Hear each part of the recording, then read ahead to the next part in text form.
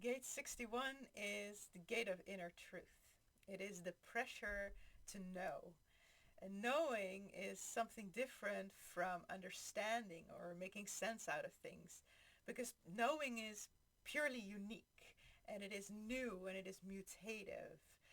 When the mind works to understand or to make sense out of things, it takes elements from what other people are saying. It takes elements from the environment. It reads and it sources its thoughts from the outside world.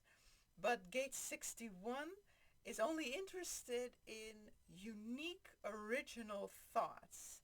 So it is not interested in all the ideas that everybody else has had before. It is interested in finding a new perspective, in changing the way that we think about something. So it really only experiences that knowing when it has found a new insight into something, when it has found a new way of looking at it that not just describes it, but changes it, makes it into something new, something different. Because that is what the Gate 61 is about. It is mutative knowing. It wants to change its own mind and the minds of everyone around them. So it is a lot of the time in this space of not knowing, because you can't have new insights all of the time. You cannot be changing your mind all of the time, because there is only so many insights to be had. There's only so many changes that can be made to the way that we think. So a lot of the time, this mutative mind is kind of stuck in a loop, going over and over the thoughts that it has already had before, looking for something new, some new gateway into a higher knowing, some new insight that can change things once again.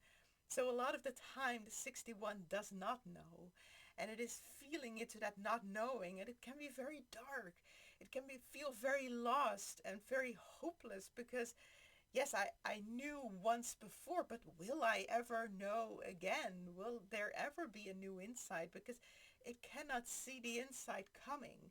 The insight always comes out of nowhere. It is always something new that we cannot possibly predict. So a lot of the time that 61 is looking at all these options that are not mutative, that are not insightful, that are not new. And yes, it can enjoy the knowing that it has had in the past, but it is made to continue to find new, interesting insights. So there's a deep melancholy that is possible here in the 61st gate, especially if we start to think that that mind, that knowing, has any authority over the decisions that we make in our life. You know, our mind is not the authority on what we do and don't do. So when we think that we need to know and have that clarity of insight in order to be able to move and make decisions in our life, then a deep melancholy can come when we don't know and we don't see the mutative potential of what comes next, how to go from here. And that deep melancholy, it is we can only overcome it by starting that conversation with the mind and integrating our whole body into our decision making process, and not putting all that pressure on the mind to know and to be able to change all of the time, to just rest in that not knowing, and knowing that not knowing is actually the best place you can possibly be, because from not knowing, knowing happens.